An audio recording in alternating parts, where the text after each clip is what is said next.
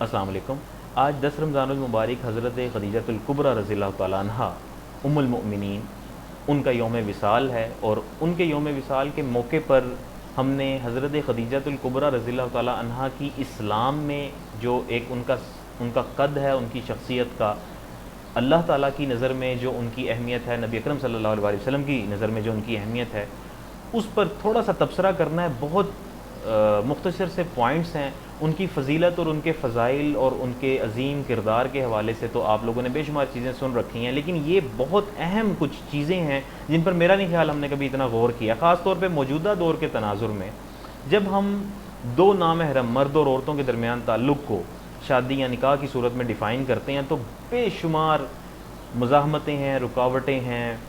ایسی ہڑچیں ہیں، کچھ ریزسٹنس ہے، کلچرل ریزسٹنس ہوتی ہے، کنونشنل کچھ چیزیں ہمارے یہاں پر انڈیوس ہو جاتی ہیں کہ جن کی بنیاد پر وہ تعلق بڑا عجیب و غریب سا بن کے رہ جاتا ہے، بڑی مشکل اور بڑی پیچیدگی آ جاتی ہے اس تعلق میں۔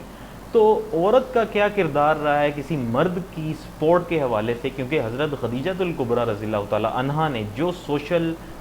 مورل، فائنینشیل سپورٹ نبی اکرم صلی اللہ علیہ وسلم کو فراہم کی، ایک مرد سے وہ توقع کی جاتی ہے۔ مرد اور عورت کی شادی کے دوران مرد کا حسب نسب دیکھا جاتا ہے، خاص طور پہ اس کی ارننگ دیکھی جاتی ہے، اس کا فائنینشیل سٹیٹس دیکھا جاتا ہے، جبکہ عورت کے اندر سیرت تلاشی جاتی ہے۔ عموماً یہ رویہ رہا ہے، لیکن یہ ایسی شادی تھی کہ جس میں ایک عورت نے خود کسی صادق اور امین کو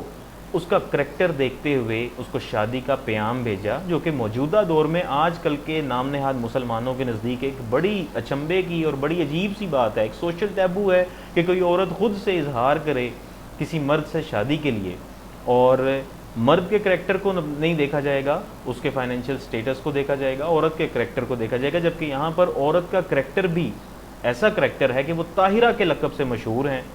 ایک بہت معزز اور محتشم گھرانے کی چشم و چراغ ہیں، ایک بہت بڑے گھرانے کی چشم و چراغ ہیں، اور نبی اکرم صلی اللہ علیہ وآلہ وسلم کو، نبی آخر الزمان کو آپ دیکھیں کہ وہ کیا ان کی پرفارمنس کیا ہے یہاں پر، کہ وہ ایک عورت کے لیے تجارت کا سامان مکہ سے لے کر دوسرے کسی شہر میں جا رہے ہیں، اس کے لیے کام کر رہے ہیں، ایک طرح سے اس کو اسسٹ کر رہے ہیں، اور ان کی ایمانداری کو دیکھتے ہوئے، ان کی صداقت کو دیکھتے ہوئے، ان کے اخلاق کو دیکھتے ہوئے، یہ خاتون جو ہیں ان کو خود سے پیام بھجواتی ہیں نکاح کے لیے۔ اس کے بعد دوسری چیز یہ ہے کہ شادی سے پہلے عورت کے اسٹیٹس کو ہم لوگوں کے لیے بہت ضروری ہے کہ عورت کو یہ دیکھا جاتا ہے، پرکھا جاتا ہے کہ وہ پہلے سے شادی شدہ ہے یا نہیں ہے۔ اگر کوئی عورت بیوہ ہے یا وہ طلاق یافتہ ہے تو اس کی دوسری شادی بھی ہمارے معاشرے میں، ہماری سوسائٹی میں ایک عجیب سا اس کے آگے سوالیہ نشان لگ جاتا ہے۔ وہ اتنا آسان کام نہیں ہے کہ جو اتنے آرام سے ہو جائے۔ اگر کوئی عورت پہلے سے شادی شدہ ہے اور وہ طلاق یا اپنے خاوند کی وفات کے بعد دوسری شادی کرنا چاہتی ہے، تو یہ اس کے لیے ایک بڑی آزمائش اور بڑا امتحان ہے اس خواہش کا اظہار کرنے میں آج کل کے دور میں۔ تو حضرت خدیجۃ الکبریٰ رضی اللہ تعالیٰ عنہا وہ شخصیت ہیں کہ جنہیں نبی اکرم صلی اللہ علیہ وآلہ وسلم کی ازواج مطہرات میں ایک واضح برتری آپ کو نظر، ایک پریفرنس نظر آئے گی جو انہیں ملتی ہے۔ آپ صلی اللہ علیہ وآلہ وسلم کو جو اولاد اللہ تعالیٰ نے عطا کی، جو 4 صاحبزادیاں اور 2 صاحبزادے آپ کو عطا کیے، وہ بھی حضرت خدیجۃ الکبریٰ رضی اللہ تعالیٰ عنہا کے بطن سے آپ تک پہنچے۔ اس کے بعد اللہ تعالیٰ نے جبرائیل علیہ السلام کے توسط سے آپ کو خاص طور پہ سلام پیش کیا، اور خدیجۃ الکبریٰ رضی اللہ تعالیٰ عنہا سے پرومس کیا ایک ایسے اجر عظیم کا، ایک ایسے ثواب کا جو آپ کے علاوہ کسی اور کو نہیں ملے گا۔ تو یہ ان کی اہمیت ہے، ان کا درجہ ہے۔ اور پھر آپ دیکھیں کہ نبی اکرم صلی اللہ علیہ وآلہ وسلم کے نکاح میں آنے سے پہلے یہی خاتون 2 مردوں کے نکاح میں رہ چکی تھیں، جن میں ایک ابو حالہ بن بناش تمیمی، اور اس کے بعد جو دوسرا نکاح ابو حالہ کے بعد آپ کا دوسرا نکاح عتیق بن عابد مخزومی نامی ایک شخص سے آپ کا نکاح ہوا، اور یہ دونوں نکاح پھر آپ کے ختم ہوئے۔ اور اس کے علاوہ جو آپ کے ایک کزن تھے جن کے پاس نبی اکرم صلی اللہ علیہ وآلہ وسلم پر وحی کے نزول کے بعد، جب آپ صلی اللہ علیہ وآلہ وسلم خوف زدہ تھے، آپ پہ کپ کپی طاری تھی، آپ زمانے سے بھی ڈر رہے تھے، تو آپ کو لے کر تورات اور انجیل کے ایک عالم کے بارے میں ہم نے سنا ہے، ورقہ بن نوفل، جو آپ کے کزن تھے، ان کے پاس آپ تشریف لے گئی تھیں ان سے کچھ انٹرپریٹ کروانے کے لیے، انسائٹس لینے کے لیے کہ یہ سارا ماجرا، یہ سارا واقعہ کیا۔ وہ بھی آپ کے کزن جو تھے ان سے بھی آپ کے نکاح کے لیے کچھ بات چلی تھی کہ مطلب ان سے بھی آپ کا نکاح آپ کے والد نے ان سے آپ کا نکاح طے کرنا تھا یا کر دیا تھا، لیکن کچھ وجوہات کی بنا پر وہ نکاح نہیں ہو سکا تھا. تو جب وہ حرب الفجار چھڑی اور آپ کے والد اس جنگ کے اندر شہید ہوئے، اس کے بعد آپ کو اپنے سارے کام کے انتظام کے لیے جو بھی تجارت تھی آپ کا، آپ ایک بہت بڑے گھرانے کی چشم و چراغ تھیں اور مالدان اور متمول گھرانے کی چشم و چراغ تھیں، تو اس تجارت کو سنبھالنے کے لیے آپ کو کسی کی ضرورت تھی. تو حضرت ابو طالب رضی اللہ تعالیٰ عنہ نے نبی اکرم صلی اللہ علیہ وآلہ وسلم کی یہ ذمہ داری انہیں سونپی اور انہیں یہ تجویز دی کہ آپ ایسا کریں کہ خدیجۃ الکبریٰ رضی اللہ تعالیٰ عنہ کا سامان جو ہے وہ جہاں پہ بھی تجارت کی غرض سے لے کے جانا ہے اپنی سپرویژن میں لے کے جائیں، اور بہتر یہ ہے کہ پھر آپ اس تجارت کا جو بھی ان کا حصہ ہے، ان کا پروفٹ ہے، جو بھی ریونیو آپ ارن کرتے ہیں وہ واپس آ کے سارا کچھ ان کے گوش گزار کریں، انہیں سنائیں، انہیں بتائیں، وہ اکاؤنٹس وغیرہ ان کے سامنے رکھیں. تو ان کی صداقت نبی اکرم صلی اللہ علیہ وآلہ وسلم کی جو ایک ایبسلیوٹ امانت اور صداقت کی خوبی تھی، اس خوبی کو پسند فرماتے ہوئے آپ نے ان کو نکاح کا پیغام بھیجا. اور اس دور میں یہ چونکہ عرب کی ایک روایت تھی کہ عورت خود سے اس ولی کی اپنے ولی کی موجودگی میں، یا اگر ولی موجود نہیں بھی ہے تو عورت خود سے یہ بات کر سکتی تھی اپنے نکاح کے حوالے سے، جسے بھی اس نے پیغام بھیجا. تو نبی اکرم صلی اللہ علیہ وآلہ وسلم کے ساتھ آپ کی دو بدو ملاقات ہوئی، جس میں آپ نے ایک دوسرے کو یا حضرت خدیجہ رضی اللہ تعالیٰ عنہا نے یہ انالائز کیا کہ جس کے ساتھ میں نے زندگی گزارنی ہے ان کے باقی معاملات کیا ہیں. تو یہ کتنا خوبصورت آج کل کے دور کی جدت پسندی اور اس لبرلزم کو کہ جس نے ہماری خاندانی نظام کی، معاشرتی نظام کی چولہے ہلا کر رکھنے کا عزم کیا ہوا ہے، اگر ان چیزوں کو آپ ریلیٹ کر کے دیکھیں تو اسلام کی صورت میں آپ کو ایک انتہائی ماڈریٹ قسم کا کوڈ آف لائف نظر آئے گا کہ جس پر کوئی اعتراض نہیں کیا جاتا، کیونکہ یہ نیچر کے ساتھ اس کی مماثلت اور اس کی انالوجی اتنی ایبسلیوٹ ہے، اتنی یقینی ہے کہ کوئی بھی ایسی چیز جو نیچر کے نزدیک ہے وہ آپ کو اسلام سے قطعی طور پر کنٹراڈکشن میں نظر نہیں آئے گی، کوئی تضاد کھاتی ہوئی نظر نہیں آئے گی. تو اس میں آج کے اس ٹاپک کے حوالے سے جو تین اہم چیزیں میں آپ کو بیسیکلی بتانا چاہتا تھا وہ یہ تھیں کہ حضرت خدیجۃ الکبریٰ رضی اللہ تعالیٰ عنہا کا شمار ان خواتین میں ہوتا ہے کہ جنہوں نے اپنے خاوند کو سپورٹ کیا. مطلب یہ کوئی لاجک نہیں ہے اس چیز میں. ہم عورت کی صرف عزت، اس کی اکرام اور اس کی اتھارٹی کے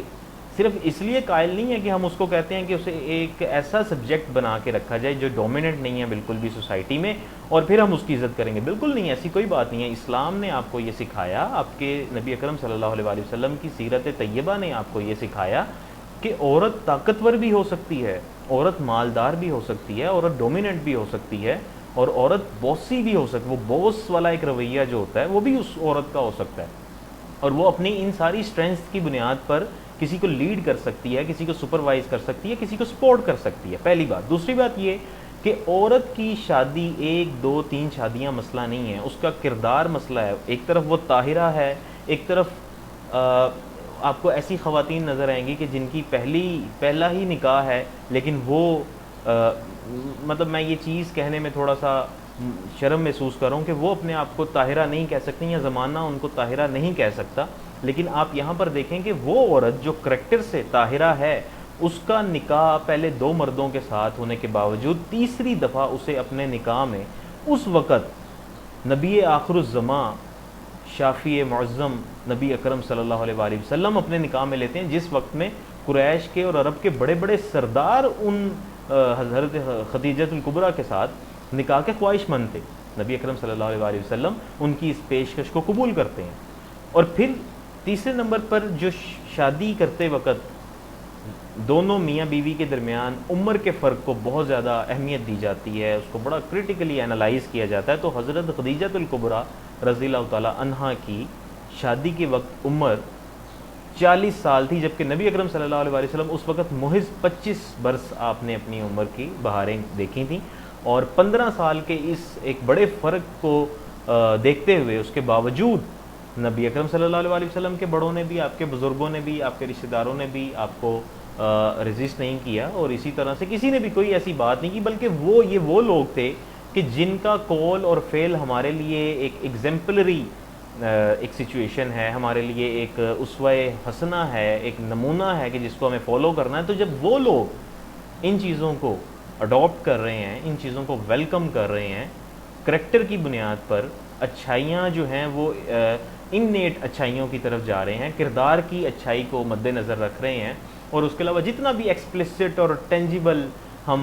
جن چیزوں کو غور کرتے ہیں ان کو بالکل پس پش ڈال رہے ہیں. تو میرے خیال میں ہمیں بھی ان چیزوں سے سبق سیکھنا چاہیے. ہم ان کے دن تو مناتے ہیں، ان کی عزت و احترام کرتے ہیں، ان کا نام لیتے ہیں، ان کے نام پہ روزے بھی رکھتے ہیں، نوافل بھی ادا کرتے ہیں، لیکن ان کی زندگیوں میں جو کردار کی جہتوں کے اوپر اتنا خوبصورت عمل انہوں نے کر کے دکھایا، اس عمل کو سمجھنے سے قاصر ہیں، اس کو اڈاپٹ کرنے سے قاصر ہیں. تو میرا یہی پیغام تھا کہ حضرت خدیجۃ الکبریٰ رضی اللہ تعالیٰ عنہا کا جو کردار ہے ہمارے سوسائٹی میں عورتوں کو ویسا ہی کردار ادا کرنے کی کوشش کرنی چاہیے ہر جگہ پر، اپنے خاوند کے لیے، اپنے بہن بھائیوں کے لیے، اور اسی طرح مردوں کو بھی ان عورتوں کو وہی مقام، مرتبہ، عزت اور اکرام دینا چاہیے جیسا کہ حضرت خدیجۃ الکبریٰ رضی اللہ تعالیٰ عنہا کو اس دور میں نبی اکرم صلی اللہ علیہ وآلہ وسلم نے بھی دیا اور آپ کے اپنے گھر والوں نے بھی دیا. Thank you so much.